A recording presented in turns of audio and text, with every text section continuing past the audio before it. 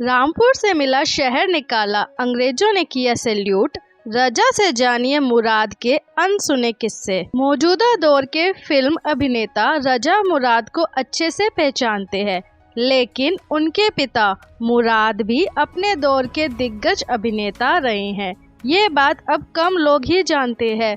मुराद का जन्म 24 सितंबर 1911 को उत्तर प्रदेश के रामपुर में हुआ था और 86 वर्ष की आयु में 24 अप्रैल 1997 को वह चल बसे। मुराद ने अपने करियर में 550 से ज़्यादा फिल्मों में काम किया, जिसमें से करीब 300 फिल्मों में उन्होंने अदालत के अंदर बैठे जज की भूमिका निभाई। मुराद का रामपुर से बम्बई आना भी महज एक इत्तेफाक ही रहा। रजा मुराद ने पिता मुराद की जिंदगी से जुड़े कुछ दिलचस्प किस्से शेयर किए। एक्टर बनने का इरादा नहीं था। मेरे पिताजी साल 1938 में मुंबई आए थे। उस समय रामपुर रियायत के नवाब थे राजा अली खान। वालिद साहब ने उनके खिलाफ कोई जुलूस निकाला था, तो उन्होंने 24 घंटे के अंदर रामपुर खाली करने का फरमान जारी कर दिया। बम्बई आने पर उनकी दोस्ती जीनत अमान के पिता अमान उल्लाह खान से हुई। वालिद साहब को कहानियाँ लिखने का बहुत शौक था। उस जमाने में निर्माता निर्देशक महबूब खान साहब का बहुत बड़ा नाम था। वह महबूब खान को कहानी सुनाने गए। महबूब देर तक कहानी सुनते रहे और कहानी सुनने के बाद बोले, तुम ये कहानी वहानी रहने दो, ये बताओ एक्टर बनोगे?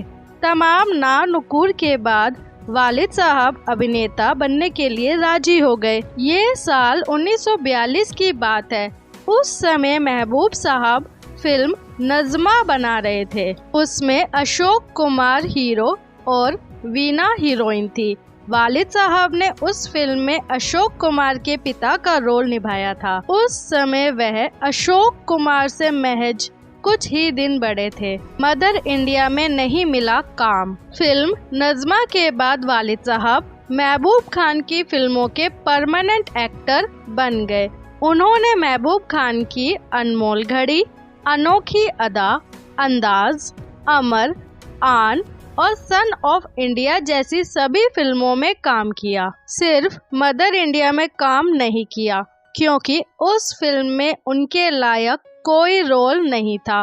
महबूब खान ने जब मदर इंडिया का ट्रायल रखा तो वालिद साहब को बुलाया और फिल्म दिखाने के बाद बोले कि अब बताओ कि तुम्हारे लायक इसमें क्या रोल था।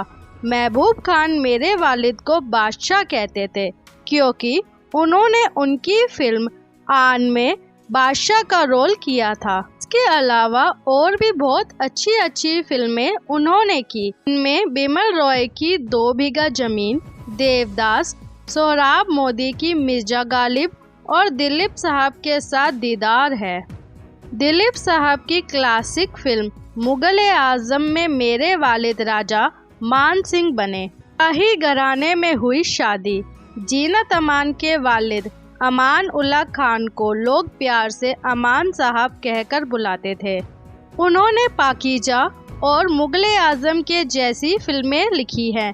अमान साहब का ताल्लुक भोपाल के शाही घराने से रहा। एक बार अमान साहब के साथ मेरे वालिद भोपाल गए। अमान साहब के परिवार, उनके संस्कार से वालिद साहब बहुत प्रभावित हुए।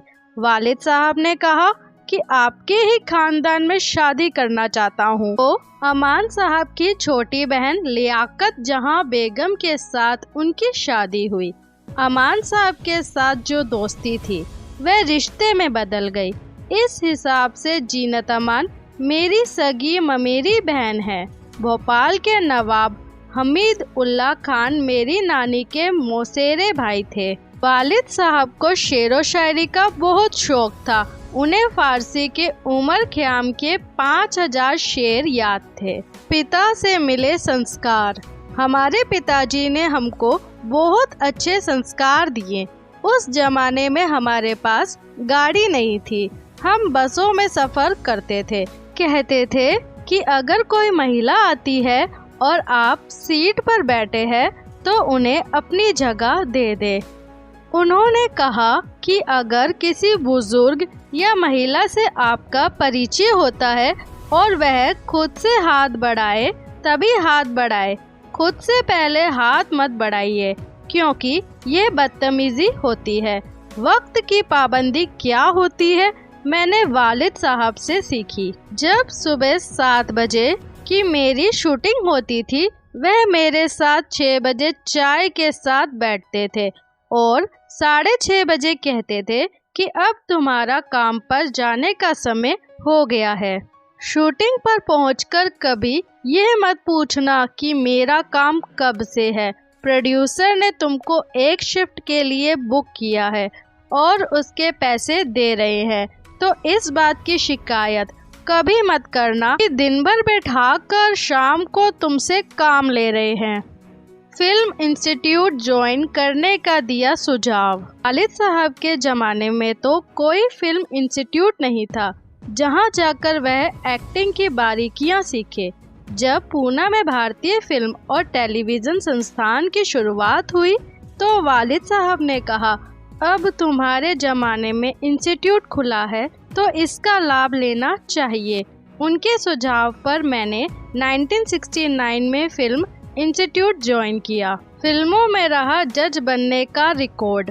वालिद साहब ने तकरीबन 550 फिल्मों में काम किया, जिसमें से कोई 300 से ज़्यादा फिल्मों में उन्होंने जज की भूमिका निभाई। ये अपने आप में एक रिकॉर्ड है। बतौर जज उनकी आखिरी फिल्म अमिताभ बच्चन के साथ शहंशाह थी।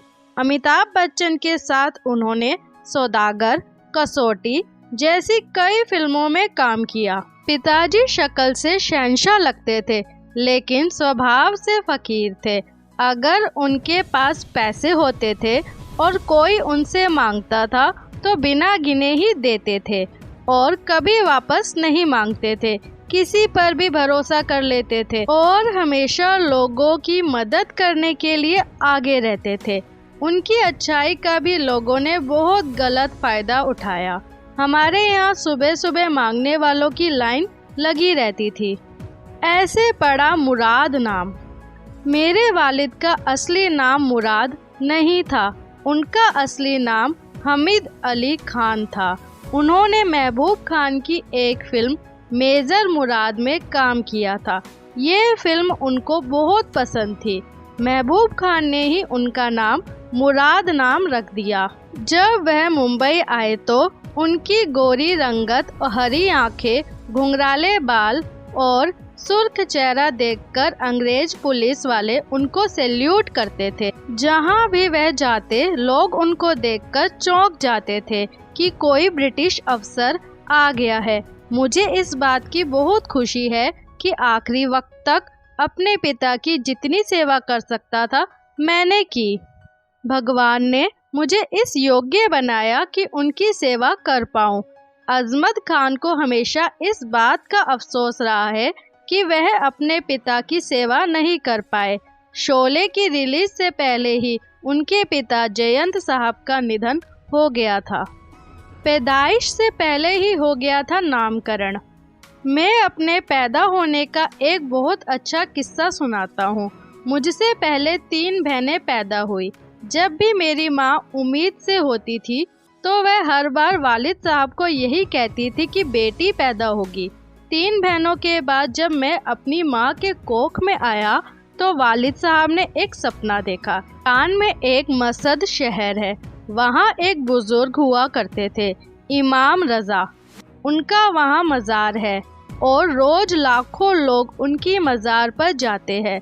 वालिद साहब ने सपना देखा कि वह इमाम रजा की मज़ार पर है और इमाम रजा कहते हैं कि इस बार बेटा पैदा होने वाला है। वालिद साहब ने सपने में ही कहा कि अगर इस बार बेटा पैदा हुआ तो आपके ही नाम पर उसका नाम रखूँगा। मेरी पैदाइश से 7 महीने पहले उन्होंने मेरी माताजी को पत्र लिखा कि इस बार बेटा पैदा होने वाला है। इमाम रजा ने मुझसे सपने में बताया और उसका नाम मैंने रजा रख दिया है। इस तरह से मेरी पैदाइश से 7 महीने पहले ही मेरा नाम रख दिया गया।